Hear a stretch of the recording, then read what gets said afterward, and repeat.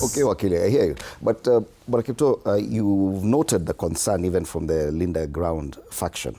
MPs like Millie Odhiambo saying that we did wrong in trying to chase away Sifuna from the party. The fact that even the party leader finds it fit to respond to an assertion that James Orengo is now the party leader. Definitely there are serious concerns, even their reluctance to fully expel these people from the party. I don't think there's no wrong right in politics, because politics is a power-taking game.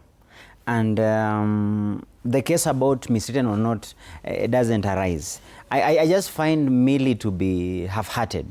She's not fully in the Linda ground, but she lacks the formula and the way out to bolt out. And the more she'll be pushed out, she'll say, "Hata mimi nilifukuzwa." So that is politics, nothing good. Do you think that there could be more but Millie it is within a the fact, Linda ground? For me, it's a fact that there's a huge concern.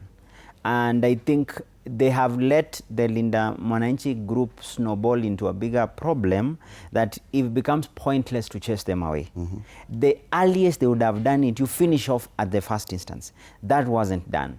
If it was a party takeover at the initial time when Oburu Odinga was being installed as a party leader, to be honest, I don't think they planned or they prepared that this team will gain this credence. That's a fact. In fact, it has been a dynamic process. Why do we forget that when Raila Odinga died, the person of interest was Babu Owino? Because it was a case of who then takes over Raila Odinga as a kingpin. And you could see during the burial period, they really harassed Babu. And Babu also was making his case that I'm here to stay and I'm the person to watch. But they didn't plan for Sifuna. So what has happened along the way, Sifuna is outside the orbit of the Luo Nyanza politics. And as it is, I think in a race to lock in, you could also, you see why I keep saying that the Oburu-led team, biggest way of describing them is vulnerability. It made sense then why they would consolidate quickly with the president then, because they were total orphans. And in politics, there's no vacuum. You have to make a case for. And I think there was a kind of sense of being safe and playing safe. And with that, they could not see any other better path than the president. And then the president is a very suave political player.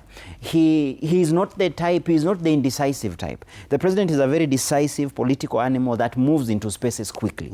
And what happens is that the president sees the moment. One, he even acknowledged that he's a casualty with Raila Odinga's death, because it would mean he has to do his work triple-double in terms of now bringing together. Actually, he inherited ODM.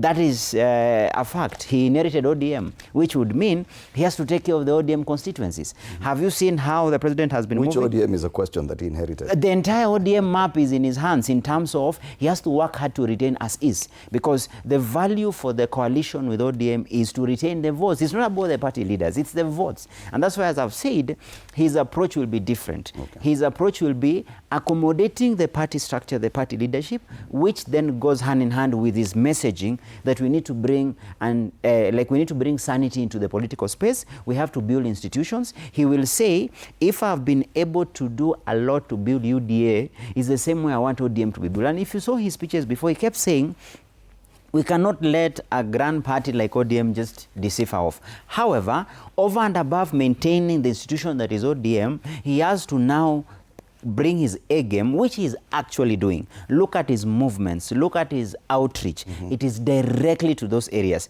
I even think Oburu-led team will then have to rely more on the president to deliver. For example, at the moment, the onslaught that the Oburu-led team is facing in Luo Nyanza in terms of political competition for downstream tickets, not upstream tickets, because the fight is not about who we support as a president. There seems to be consensus, even within UDA-ODM in Nyanza, that it is a foregone conclusion that we have to stick with where the power is, which is Kenya Kwanza Alliance. However, just below that presidential ticket, the issue then becomes, how do we manage? And the president mentioned it well. He said, we will have friendly fire, but ultimately, we'll be able to find a middle ground. Let's sample some of your views. Our viewers have been sending us voice notes. Let's listen into what they have to say about that discussion. Good morning, TV47 show with Ann Odida and Freddy Dimoli. I am Daniel Meli, a student of law at Kenyatta University, watching from Nairobi. On the rise of the Sifuna and Babu movement, it reflects a growing demand from the bold, outspoken leadership among young people. Many youth today are drawn to leaders who openly challenge the status quo and speak strongly on governance and accountability.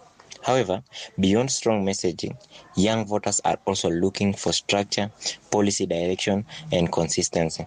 The real test for this movement will be whether it can evolve from political expression into a credible force that offers political solution to the challenging that youths and generally citizens in Kenya are facing. Thank you. Hello, good morning to you for Sun Breakfast. When we come to talk about the rise of Sifuna and Babu movement, what we are now witnessing is the emergence of a more vocal, youthful political force that is led by figures like Sifuna and Babu. The approach is very bold, direct, and resonates strongly with young people, especially in the urban areas.